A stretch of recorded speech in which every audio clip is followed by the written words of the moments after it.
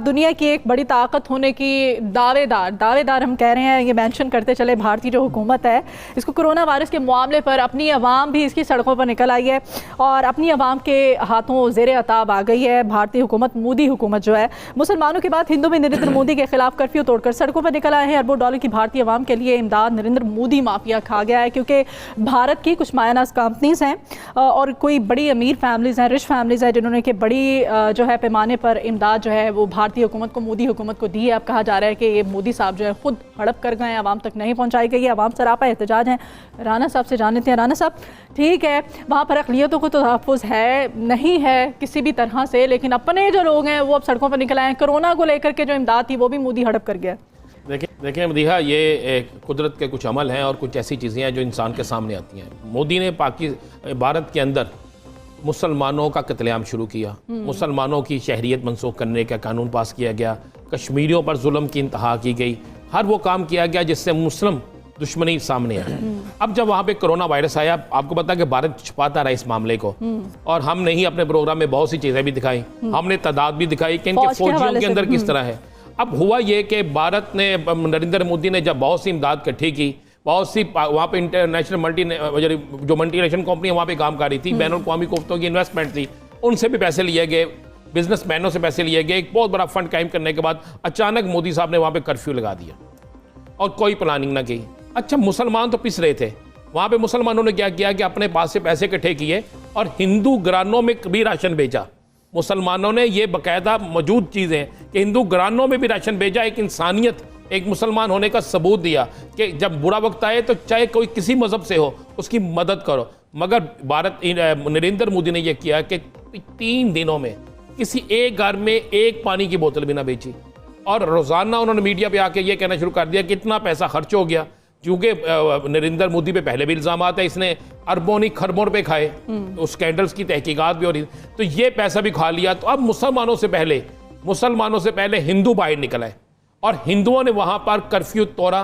Curfew तोड़ने के बाद भारत के अंदर ये फुटेज में नज़र आता है कि भारतीय फौजियों की, भारतीय पुलिस की गाड़ियों पे पथराव किया गया और भारत के अंदर नरेंद्र मोदी के पुतले नजरियातश किए गए, उसकी तस्वीरें नजरियातश की गई। इस वक्त भारत के अंदर ये सूरत हाल है कि मुसलमान तो एक दूसरे का साथ दे रहे हैं, एक दूसरे के घर में खाना पहुंचा रहे हैं, मुसलमान ज़कात भी देता है, मुसलमान एक दूसरे के लिए मदद भी करता है, इसको अल्लाह के साथ तजारत भी करार देता है, और हकीकत भी है। हिंदू चूंकि ये नहीं करता, अब हिंदू बनिया जो है उसको जब पता चला कि जिसके लिए वो लाड मार रहा था, जिसके लिए वो मुसलमानों पे जुल्म कर रहा था, वहाँ से तो खैर की खबर आ रही है, वहाँ से तो खैर हो रही है, मगर उनकी अपनी हुकूमत उनकी मदद नहीं कर रही, जिस पर वहाँ पे ऐसे खौफनाक फसादात शुरू हो गए। बीजेपी को चले दे दी होगी, अपनी जमात के कुछ कारकुनान को दे दी होगी, या फिर तमाम तरह से भारतीय जो है वो सड़कों पर आ गए हैं। देखिए, इस वक्त भारत के अंदर, चूंकि हम पहले भी कहते भारत टूट रहा था, बल्कि टूट चुका है कि भारत के अंदर एक भी सड़क, गली, मोहल्ला ऐसा नहीं है जहां पर तसादम नहीं हो रहा।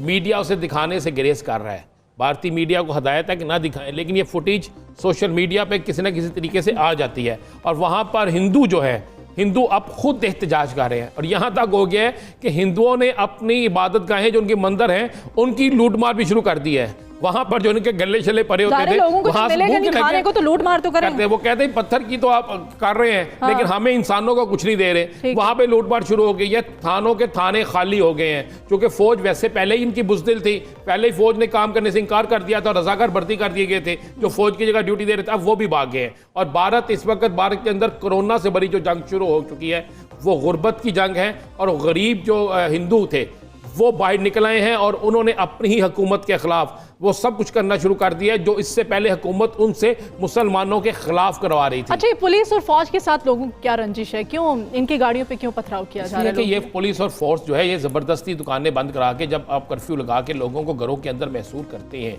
और उनके घर तक खाना राशन नहीं पहुँचा सकते, और जब उनको आप कोई सहूलत नहीं दे सकते, तो फिर लोग घरों से बाहर निकलते हैं तो फोर्सेस उन्हें अंदर धकेलने की कोशिश करती हैं।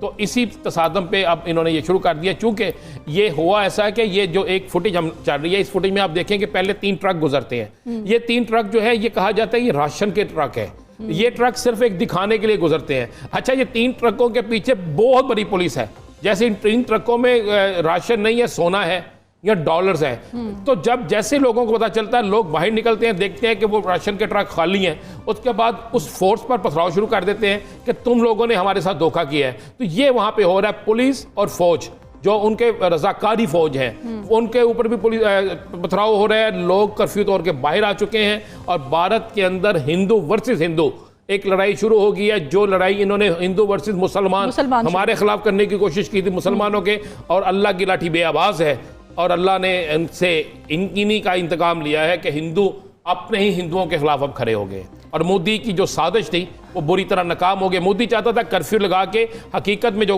मदीहा चीज़ थी ना, वो कर्फ्यू लगाकर कोरोना के नहीं कर रहा था, वो कर्फ्यू लगाकर बेसिक ये चाहता था कि मुसलमानों की जो तहरीक शुरू हो चुकी है, जो मुसलमान एहतजाज कर रहे हैं, उनको किसी तरीके से रोका जाए। अच्छा, उस तहरीक को तो ना दबाया जा सका, लेकिन एक नई तहरीक शुरू हो गई।